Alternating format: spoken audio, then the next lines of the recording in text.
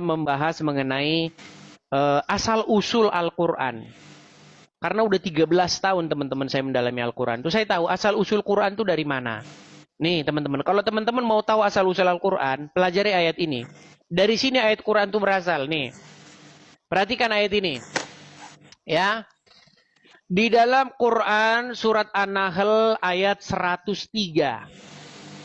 Nih, dan sesungguhnya kami mengetahui bahwa mereka berkata, sesungguhnya Al-Quran itu diajarkan oleh seorang manusia kepadanya, kepada Muhammad. Padahal, nah ini kan orang menuduh nih. Ya, orang menuduh bahwa seseorang telah mengajari Muhammad Al-Quran. Dijawab oleh Al-Quran. Padahal bahasa orang yang mereka tuduhkan bahwa Muhammad belajar kepadanya adalah bahasa ajam. Sedangkan Al-Quran adalah dalam bahasa Arab yang terang. Jadi biar teman-teman tahu, ada orang ajam. Orang ajam itu maksudnya orang asing. Contoh, misalnya kalau Anda tinggal di Bali. Ketika Anda lihat ada orang Australia di situ, ada orang mana lagi? Ada orang Selandia Baru, ada orang Malaysia, ada orang mana lagi? Thailand, itu namanya orang ajam. Orang ajam itu orang asing, pendatang.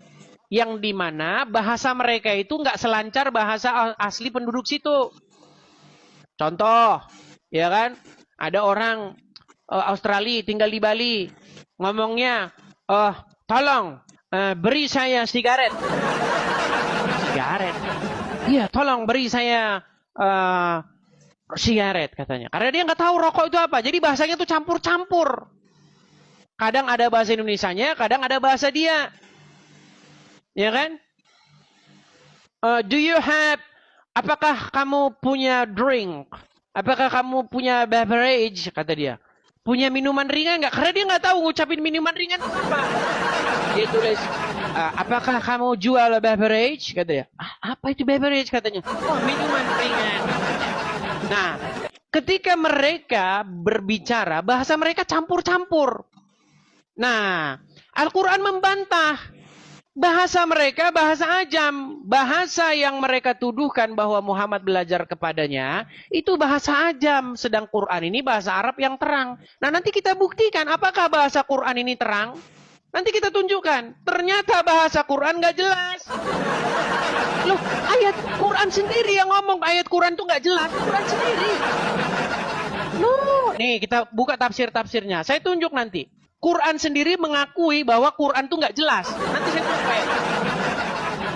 Ya, sekali lagi, Quran mengatakan bahwa dirinya nggak jelas. Nanti saya tunjukkan ayatnya kepada kalian. Nih, saya tunjukkan tafsir-tafsirnya deh ya. Kita baca dulu tafsir-tafsirnya. Perhatikan. Kita baca tafsir-tafsirnya dulu biar teman-teman paham. Ya. Nih, perhatikan nih. Sesungguhnya yang mengajari Muhammad Al-Quran adalah manusia dari anak cucu Adam. Dia adalah anak laki-laki Al-Faqih Ibnu Mughirah yang bernama Jabar, yang merupakan seorang Nasrani Roma dari daerah Sisilia. Teman-teman.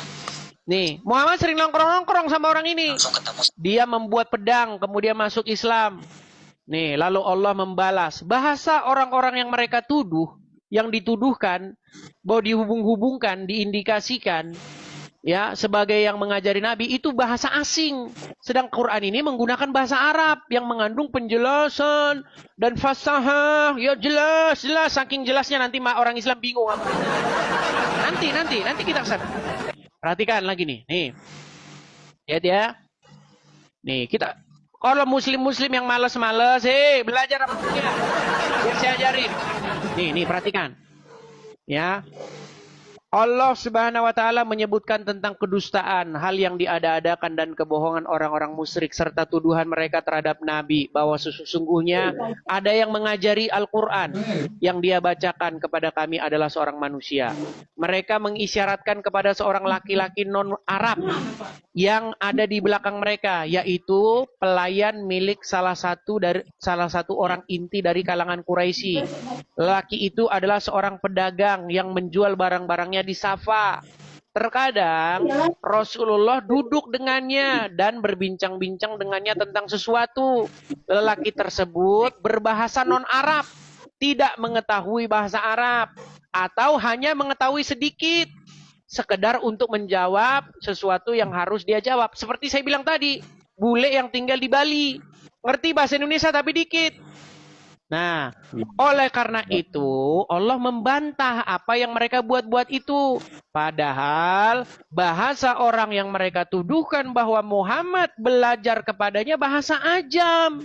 Sedang Al-Quran adalah bahasa Arab yang terang. Maka, ya, bagaimana bisa Al-Quran yang sangat fasih bahasa Arabnya, sangat tinggi bahasa Arabnya, mengandung makna-makna yang sempurna dan menyangkup segala sesuatu, ya, yang menjadi hal penting sempurna dari kitab itu diajari oleh orang ajam. Bagaimana mungkin? Ini kan logikanya Allah. Logikanya Allah kan begini, nanti kita bantah ini. Logikanya Allah ini akan kita bantah dengan mudah. Nah, gimana cara bantahnya? Nih, saya tunjukin ayatnya. Jangan kaget ya. Jangan kaget. Kita buka Quran Ali Imran. Di dalam surat Ali Imran ayat yang ke-7. Perhatikan. Saya akan bukakan suratnya. Nih, di dalam Quran surat Ali Imran ayat yang ke-7, Quran sendiri bilang Quran gak jelas. Perhatikan. Perhatikan ayatnya. Pegangan pakai sabuk ya. Kencangkan sabuk pengamanmu. Perhatikan. Dialah yang menurunkan Alkitab, Al-Quran kepada kamu. Di antara isinya ada ayat-ayat yang muhkamat. Apa itu muhkamat? Jelas. Itulah pokok-pokok isi Al-Quran. Dan yang lain mutasyabihat. Tahu nggak mutasyabihat ini apa? Ini nggak diterjemahin ini. Mutasyabihat ini artinya kagak jelas. Arti dari mutasyabihat ini samar, nggak jelas.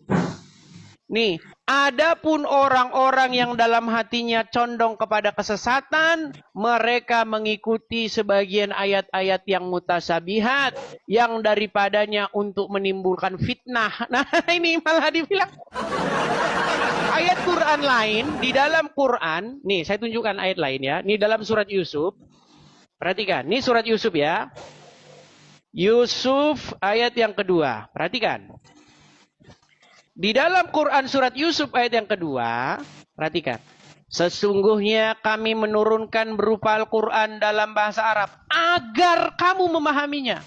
Tujuan Quran dibuat dalam bahasa Arab supaya dipahami. Agar dipahami. Tapi di ayat yang ini. Ternyata. Walaupun sudah diturunkan dalam bahasa Arab. Ternyata di dalamnya ada ayat-ayat yang mutasyabihat. Apa itu mutasyabihat? Mutasyabihat artinya kagak jelas. Nggak jelas arti mutasyabihat itu. Samar, nggak jelas. Lalu untuk apa diturunkan ayat-ayat yang tidak jelas? Sedangkan ayat lain mengatakan bahwa ayat Al-Quran itu dalam bahasa Arab biar jelas. Nah, tahu nggak teman-teman sebabnya apa? Karena orang-orang yang tadi di sini, nih, orang-orang yang tadi di sini, yang orang-orang menuduh bahwa Muhammad belajar kepadanya, mereka menuliskan ayat-ayat Al-Quran, mengajari Muhammad. Oh, ini bukan ini ya, ini Al-Jatsiyah, sebentar. Nah, di dalam surat An-Nahl tadi, 103 tadi, mereka kan menuduh bahwasanya Muhammad diajari oleh orang ajam tadi. Ya kan? Nah, akhirnya Quran membuat jawaban seperti ini. Karena terdapat ayat-ayat dalam Al-Quran ternyata terdapat bahasa ajam, bahasa-bahasa yang gak jelas. Dibilang di dalamnya ada ayat-ayat yang tidak jelas, mutasyabihat. Adapun orang-orang yang hatinya condong kepada kesesatan, mereka mengikuti sebagian ayat-ayat yang mutasyabihat. Padahal tidak seseorang yang mengetahui takwilnya melainkan Allah. Gak ada orang yang ngerti takwilnya. Mau saya kasih contoh ayat-ayat yang tidak diketahui. Nih, saya kasih contoh lagi. Saya kasih sebanyak-banyaknya kalian contoh nih. Di dalam Quran surat Al-Kahfi ayat yang ke-9. Perhatikan, di dalam surat Al-Kahfi ayat yang ke-9. Perhatikan ini. Ini ayat-ayat mutasabihat nih. Nih.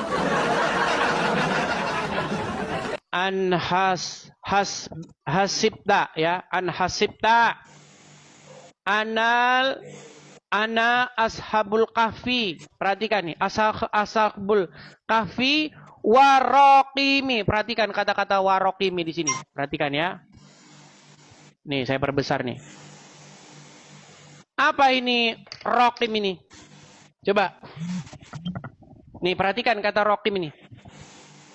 Warokimi nih, saya bold ini baru sebentar ya.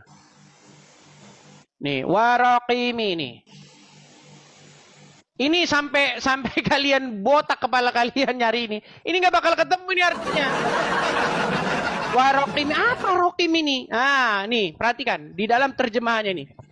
Atau kamu mengira bahwa orang-orang yang mendiami gua dan yang mempunyai rokim itu mereka termasuk tanda-tanda kekuasaan kami yang mengherankan. Apa rokim ini? Sampai kiamat kalian nggak bakal ketemu artinya. Lalu seperti biasa, mulailah orang Islam mengarang, mulai mengarang. Apa karangan-karangan mereka? Perhatikan. Ada yang bilang rokim itu artinya adalah batu pualam yang tertulis. Nah, ada yang bilang rokim itu hanya apa? Misalnya adalah gua. Ah. Ada yang bilang rokim itu nama anjing. Ada yang bilang macam-macam rokim itu apa? Ya, macam-macam. Apa arti rokim itu apa? Nih, apa arti rokim? Banyak nih. Nanti kalian akan melihat segudang tafsir apa itu rokim. Ada yang bilang lembah lah, ada yang bilang batu bertulis lah, ada yang bilang prasasti lah, ada yang bilang nama anjing lah, ada yang bilang ini. Masalahnya metode apa yang dipakai bahwa rokim itu batu bertulis? Metode apa yang dipakai bahwa rokim itu nama anjing? Apa rokim itu? Makanya nggak diterjemahin kan? Coba baca tafsir-tafsirnya apa rokim itu? Nih. Mujahid berkata, Ar-Rokim adalah nama kitab. Sekarang nama kitab. Yang diletakkan di depan bangunan. Sebagian ulama berkata, Rokim adalah lembah. Aduh, lah nyasar ke lembah. Ini kan? Abu Tolhah meriwayatkan dari Ibnu bahwa Ar-Rokim adalah sebuah catatan. Waduh, sebuah catatan. Prasasti. Apalagi banyak nih. Ya, Abdurrahman bin Zaid bin Aslam berkata Ar-Rokim adalah kitab. Nih banyak nih. Nih. Bahwa Ar-Rokim mengikuti wazan fa'il yang maknanya adalah tertulis. Sebagian mana dikatakan. Nih banyak nih. Ada yang bilang nama anjing, ada yang bilang ini banyak sekali arti-arti Rokim ini. Nah, kita contoh ya, kita kasih contoh misalnya kitab. Oke ya, kita kitab nih. Kitab ya. Atau kamu mengira bahwa orang-orang yang mendiami gua dan kitab itu, orang mendiami gua dan kitab. Atau kamu mengira bahwa orang-orang yang mendiami gua dan batu bertulis, batu bertulis. Atau nama anjing. Atau kamu mengira bahwa orang yang mendiami gua dan nama anjing. Maksudnya gimana, teman-teman? Nah, makanya teman-teman di dalam Quran surat Ali Imran, Quran itu bikin jawaban simpel aja. Di dalamnya terdapat ayat-ayat yang mutasabihat yang tidak seorang pun mengerti takwilnya. Loh, masa Quran ngomentarin dirinya sendiri? Kenapa Quran ngomentarin dirinya sendiri coba? Ada apa? Masa iya Quran dia ngomentarin dirinya sendiri? Di dalam Quran itu terdapat ayat-ayat mutasabihat. Ya, yang tidak seorang pun mengerti takwilnya. Nih. Ya, adapun orang-orang yang hatinya condong kepada kesesatan, mereka mengikuti sebagian ayat-ayat yang mutasyabihat daripadanya untuk menimbulkan fitnah. Fitnah bagaimana? Orang memang nggak tahu artinya. Nah, itu teman-teman. Jadi itu pokok-pokok bahasan yang agak sedikit dalam ya. Kalau orang Islam yang kelas unyu-unyu ya nggak usah lah, nggak sampai ilmu. Kita kalau debat sama orang Islam bahas jumlah Tuhan aja. Jumlah Tuhan satu masuk surga gitu. Saya sebenarnya mau bahas hal-hal yang agak sedikit dalam, yang agak sedikit ilmiah, akademi seperti itu. Tapi masalahnya lawan diskusi saya kagak ada yang mengerti, yang paham seperti itu. Ya,